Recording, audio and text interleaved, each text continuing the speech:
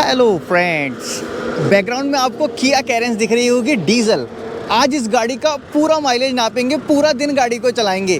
सुबह के करीब 8 साढ़े 8 बज रहे हैं और रात के 8-10 बजे तक गाड़ी चलाऊंगा मैं पूरे 12 घंटे। और इस 12 घंटे में गाड़ी कितना माइलेज देती है, गाड़ी क्या परफॉर्म करती है, विद फैमिली ट्रैवल कर रहा हूँ। ये ट्रैवल स्टार्ट हो रहा है उत्तराखंड रुद्रपुर से और राजस्थान के बीकानेर में हम लोग स्टॉपेज लेंगे पहला। इस पूरी जर्नी में गाड़ी क्या माइलेज देती है, कैसा परफॉर्म करती है, ओवरऑल क्या एक्सपीरियंस रहता है फैमिली के साथ ट्रैवल का, आज मैं इस वीडियो में शेयर करूंगा। तो चलो स्टार्ट करते हैं वीडियो। बैकग्राउंड में जो आपको फ्यूल स्टेशन दिख रहा है इंडियन ऑयल का, यहीं से आज मैं टैंक फुल कराऊंगा और पूरा माइलेज दिखाऊंगा। ऑटो कट हो गया जी, 29 लीटर 94 पॉइंट पे आगे तक करेंगे। आगे करो और आएगा भी धीरे धीरे, करीब 7-8 लीटर आ जाएगा। देखो जी ऊपर तक करा दिया, बिल्कुल बंद कर दो। 37.8 लीटर आ गया, 3278 रुपये का। ये आ गया हमारी जर्नी का पहला टोल। और यहाँ तक गाड़ी चली है अभी 28 किलोमीटर।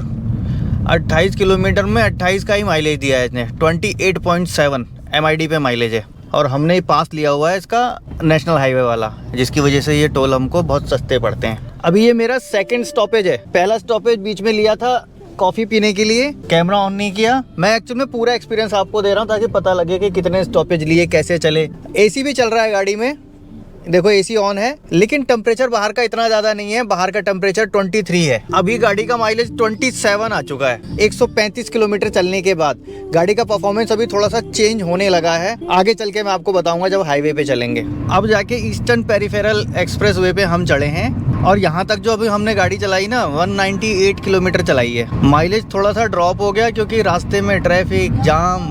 टॉप गियर तो डालने जैसा ही नहीं था, टॉप गियर मैंने अब डाला है। 6 स्पीड का मैनुअल गियर बॉक्स है इसमें, तो छठा गियर हम डालते हैं जब ये गाड़ी खुल के चलने लायक हो। इससे पहले 5वें तक ही चलता हूँ मैं।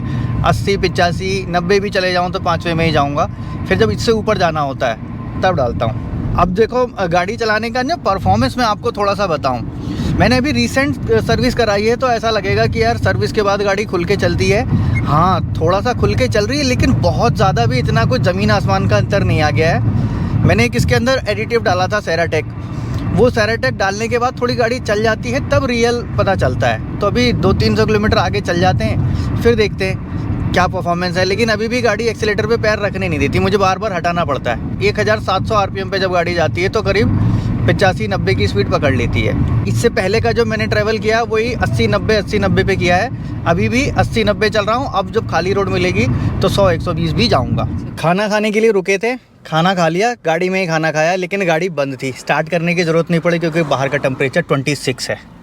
MID 26.4 हो चुका है 286 किलोमीटर चलने के बाद। बहादुरगढ़ रोहतक, हमें रोहतक होते हुए जाना है। अभी फुल टैंक कितना है, अभी तो फुल दिखा रहा है, देखो मीटर अभी भी फुल है। पीछे रास्ता अंदर चला गया भिवानी शहर में, हम लोग जा रहे हैं सीधे बाईपास होते हुए। रोहतक से यहाँ तक आने में भाई साहब ब्रेकर ही ब्रेकर, ब्रेकर ही ब्रेकर।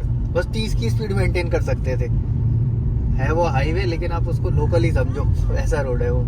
अभी ये सिंगल रोड चल रही है लगभग 3 घंटे से। और इस तरह के रोड पे हमको परफॉर्मेंस का पता चलता है मेनली गाड़ी का जब ओवरटेकिंग करते हो, आप ब्रेकिंग लेते हो अचानक से, फिर अचानक उठाना पड़ता है, तब जाके कहीं गाड़ी का एक रियल परफॉर्मेंस पता चल पाता है। अभी तक तो हम हाईवे, एक्सप्रेसवे वो सारा देख के आए थे। इस कंडीशन में जब मैं ओवरटेकिंग करता हूँ तो ओवरटेकिंग बहुत अच्छी होती है। देखो डीजल गाड़ी है और इस गाड़ी को मैं 30,000 किलोमीटर पहले ही चला चुका हूँ, लगभग पिछले 4-5 महीनों में। लेकिन अब ये एक्सपीरियंस क्यों शेयर कर रहा हूँ, क्योंकि मैंने गाड़ी में कुछ काम कराया है।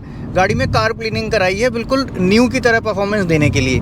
तो ये परफॉर्मेंस दे रही है, अच्छा ओवरटेक कर रही है। साथ में जैसे ही मैं एक्सीलेटर पे पैर रखता हूँ तुरंत गाड़ी पिकअप ले लेती है। अभी देखो मैं 5वें गियर पे ही चल रहा हूँ, जबकि ये सिंगल रोड है, बार बार ओवरटेकिंग करनी पड़ रही है, बार बार ब्रेकर आ रहे हैं। जब से हमने एक्सप्रेसवे छोड़ा है 3 घंटा लगातार इसी तरह की रोड है। ये तो बहुत अच्छी रोड आ गई है, इससे ख़राब रास्ते आ रहे थे। मैं ओवरऑल एक्सपीरियंस बता रहा हूँ। और अभी फ्यूल इकोनॉमी भी बहुत सही चल रही है। इतना ख़राब रास्ते आने के बावजूद भी फुल टैंक जब से हमने कराया था तब से गाड़ी हमारी 418 किलोमीटर रन कर चुकी है। फ्यूल में 1 पॉइंट अभी कम नहीं हुआ है, मुझे लग रहा है अब कम होने वाला होगा। बाहर पे अभी आपको पूरा वही दिख रहा होगा। देखो फुल टैंक 419 किलोमीटर, रेंज बची है अभी 682 किलोमीटर की। 24.7 का माइलेज अब शो कर रहा है। 28.8 से ऐसा कुछ स्टार्ट किया था हमने, यहाँ तक आ गया गिरते गिरते। ओवरऑल परफॉर्मेंस गुड है। दोबारा से नया अनुभव मैं खुद कर रहा हूँ। गाड़ी के अंदर एक सेराटेक मैंने लिक्पी मोली का एडिटिव डाला था, अब उसका परफॉर्मेंस मुझे फील हो रहा है। हाँ, थोड़ा सा गाड़ी फ्री चल रही है।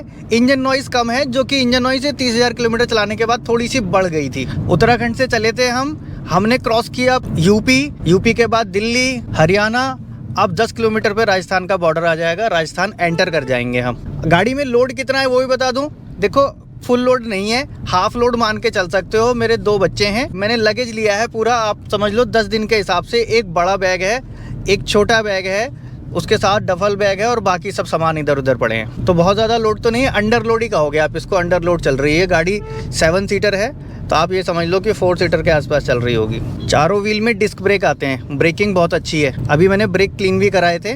ब्रेकिंग जहाँ चाहते हैं वहीं गाड़ी रुकती है, कहीं इधर उधर नहीं होती।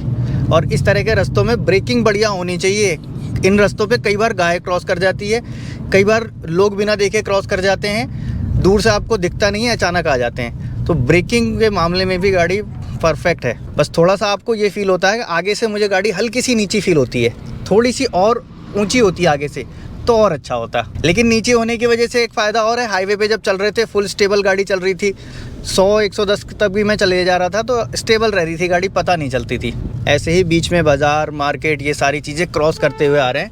लेकिन ये गाड़ी अगर मैं कहूँ ना तो हाईवे के लिए ही बनी है। हाईवे पे इसका अच्छा परफॉर्मेंस है। लोकल में आप लंबी गाड़ी लेके थोड़ा सा आपको एक दिक्कत फील होती है कि यार लंबी गाड़ी लेके चल रहा हूँ। हालांकि चलाते समय आपको ऐसा फील नहीं होता कि इतनी बड़ी गाड़ी चला रहे हो, आगे से आपको ऐसा ही फील होता है कि आप एक कार चला रहे हो। बाहर का टेम्परेचर अभी 23 हो गया है, बीच में 27 चला गया था। आउटडोर के टेम्परेचर की वजह से फ्यूल इकोनॉमी पे भी फ़र्क पड़ता है। अगर बाहर का टेम्परेचर बहुत ज़्यादा है तो आपका माइलेज कम हो जाता है। पीछे वाली कॉइल बीच बीच में चला देते हैं, बीच बीच में बंद कर देते हैं, क्योंकि इस गाड़ी में रियर में भी एक कूलिंग कॉइल अलग से आती है। और इस गाड़ी में माइलेज का फ्लक्चुएशन ज़्यादा होता है AC और नॉन AC में। 470 किलोमीटर चलने के बाद अब 1 पॉइंट कम हुआ है डीजल का, और अब जाके ये हाईवे मिला है जहाँ पे हम टॉप गियर लगा पा रहे हैं। यहाँ से 30-40 किलोमीटर चूरू रह गया है, और चूरू पहुँचते हैं फिर आगे करते हैं अपडेट। सूरज ढल चुका है, लाइट जला दी है हमने, और हमारी ये स्टॉक लाइट है जो जल रही है गाड़ी की। स्टॉक लाइट का परफॉर्मेंस मेरे हिसाब से ठीक है, बाकी आजकल लोगों को चाहिए वो सामने वाले की लाइट से बचने के लिए, लेकिन मुझे नहीं लगता कि सामने वाले की लाइट से आपको आपकी तेज रोशनी बचाएगी। आपकी आंखें तो उतना ही देख पा रही हैं। 90 पे चल रहा हूँ मैं, 100 पे भी इस रोशनी पे चलूँ तो कोई दिक्कत नहीं है। जब सामने से रोशनी पड़ती है उस समय आपको विजिबिलिटी कम हो जाती है, क्योंकि सामने वालों ने बहुत तेज तेज लाइटें लगाई हुई हैं। रात के 9 बज गए, रास्ता सुनसान था। ये देखते हुए एक हमने होटल ले लिया और रात को यहीं पर स्टे किया। सुबह के 10 बज गए हैं। श्री डूंगरगढ़ में एक करनी रिजॉर्ट है, यहाँ पे गाड़ी लगा के हमने स्टे किया था। अब यहाँ से आगे चलेंगे तो बीकानेर मिलेगा, आगे का ट्रैफिक कवर करेंगे, लोकल मार्केट में भी घूमेंगे, सारी चीज़ें करेंगे गाड़ी के साथ। लेकिन अब पहले करेंगे हम गाड़ी का चेकअप, क्योंकि गाड़ी की अभी सर्विस की थी, तेल पानी हमको रास्ते में एक बार चेक करना चाहिए। अब एक बार मैं चेक कर लेता हूँ। कूलेंट लेवल इतने पे ही रखा था, इतने पे ही है, एक बार दोबारा से रीचेक कर लेते हैं। ठीक है जी, डाउन नहीं हुआ है, बराबर है। चल मैं क्या है, कूलेंट जब दोबारा से फिल होता है तो एक बार चेक कर लेना चाहिए। कई बार एयर ट्रैप हो जाती है, रास्ते के लिए दिक्कत होती है। विंडशील्ड वॉशर बराबर है, हमने यूज़ कर लिया है। एक बार ऑयल देख लेते हैं, ऑयल भी ठीक है। बाकी एक बार इंजन वे पे नज़र मार लेंगे। चलो आगे की जर्नी अब स्टार्ट करते हैं। हो गया भाई साहब, कर सकते हो आप, बजा सकते हो आप। ये बैंड वाले भाई साहब से बजा रहे थे तो इनको रोक दिया था थोड़ी देर मैंने। ये जीप चलती है आपके यहाँ अभी? हाँ, बहुत चलती। अच्छा, यहाँ पे ये रजिस्टर भी रहती है क्या? कितनी पुरानी होगी गाड़ी ये तो बहुत बंद हो गई, पुराना मॉडल चलता है। पुराना मॉडल? हाँ। तो RTO वगैरह नहीं पूछते? नहीं, इसके कागज चलते हैं ना। कागज चलते हैं, रिन्यू हो जाता है मतलब? रिन्यू हो जाता है। जैसे हमारे यहाँ ख़त्म कर देते हैं, वो ख़त्म नहीं करते, आप रिन्यू करा के चला सकते हैं। अभी यहाँ पुराना मॉडल चलता है। ये कितने की मिल जाएगी जीप ऐसी यहाँ पे? अच्छी कंडीशन नया लोगे थोड़ा। नहीं, मान लो ये कंडीशन खड़ी है, सेम कंडीशन सेम कंडीशन है तो ये लगभग 2-2.5 लाख की। 2.5 लाख की है इस समय भी? और मॉडल ये लाए मॉडल तो पुराना ही होगा, 2005 का, 4-5 के आसपास का होगा। ये पुरानी जीप है जी, यही चलती है राजस्थान में। इसका फील ही अलग था बिल्कुल, देख रहे हो गियर लीवर खुल के चलती है। ये DI जीप होती थी, एक इसके साथ की कमांडर भी होती थी। थार मरुस्थल में तो यही चलती हैं चीज़ें जी। चलो जी, धन्यवाद भाई साहब।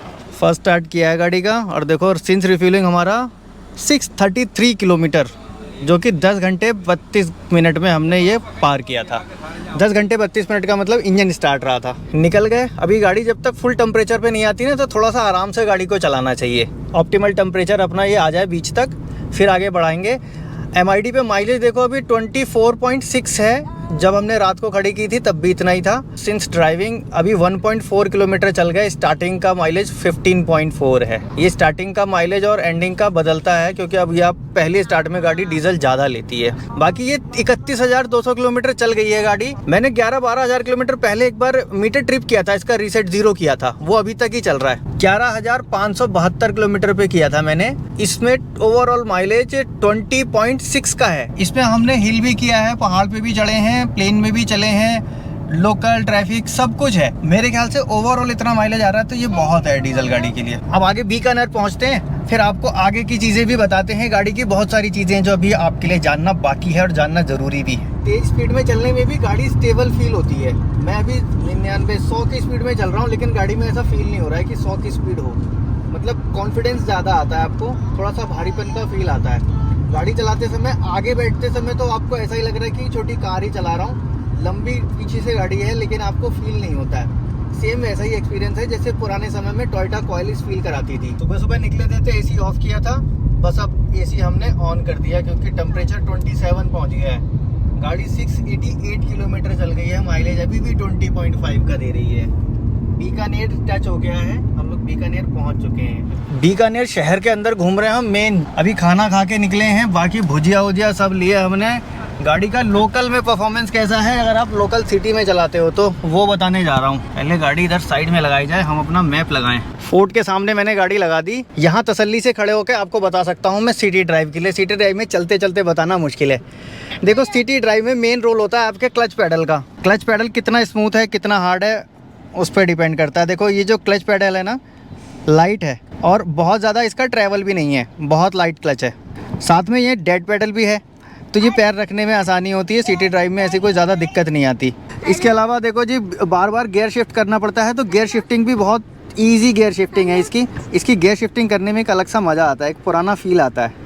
ये वाला राउंड स्टीयरिंग मुझे पसंद है, क्योंकि जब मैं टर्न लेके और ऐसे छोड़ता हूँ, पूरा फुल टर्न लेके ऐसे छोड़ता हूँ, तो एक ही बार में पूरा स्टीयरिंग घूमता हुआ चला जाता है। सीट कितनी कंफर्टेबल है, सीट अच्छी खासी कंफर्टेबल है, लेकिन मैं जब भी किसी गाड़ी में बैठता हूँ तो अपने अलग अलग अटैचमेंट बना लेता हूँ। किसी भी साधारण सीट को भी लग्जरी सीट कैसे बनाया जाए, इस पर मैंने ऑलरेडी वीडियो बना रखी है कि कैसे जुगाड़ से आप बना लोगे बहुत कम्फर्ट, जिससे आप लॉन्ग ट्रैवल कर सको। वो वीडियो जाके देख लेना, समझ जाओगे। वैसे इसकी सीट में थाई सपोर्ट थोड़ा ज़्यादा है। ये एक एक्स्ट्रा पैड लगाया हुआ है मैंने, सीट ये रख के बैठता हूँ मैं, तो ये पूरी सीट पे आ जाता है वैसे तो, लेकिन इसमें इतनी सीट खाली रह रही है।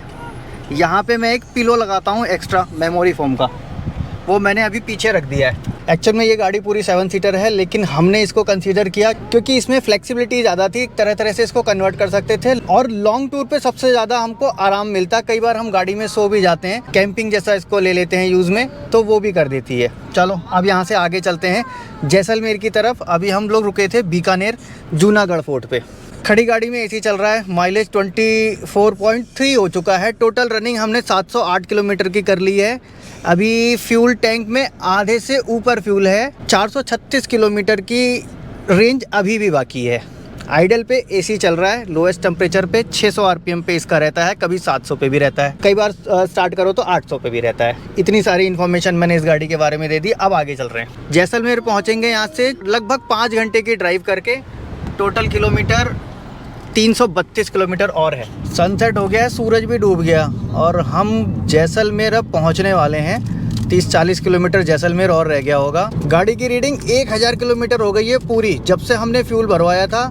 अभी भी इसमें 163 किलोमीटर की रेंज बाकी है। माइलेज 24.1 का MID पे है। अब जब सारी चीज़ें डिटेल में दिखाई हैं तो माइलेज पे डाउट क्यों रह जाए। कुछ लोग कहेंगे MID पे गलत दिखता है, वैसा ऐसा आता है, तो अब चलो क्लियर करते हैं। पेट्रोल पंप आगे जो भी मिलता है वहाँ भरवाते हैं, कोई अच्छा सा देख के, रेपुटेटेड। टैंक फुल पूरा। गाड़ी चली है 1038 किलोमीटर, 125 का अभी भी बाकी था। देखते हैं जी अब टैंक फुल में कितना। कोई एडिटिव भी है अपने पास? बोतल है ही नहीं, फुल कर दीजिए, कट हो जाएगा तो बताना। एक्स्ट्रा ग्रीन कितने रुपए महंगा है डीजल?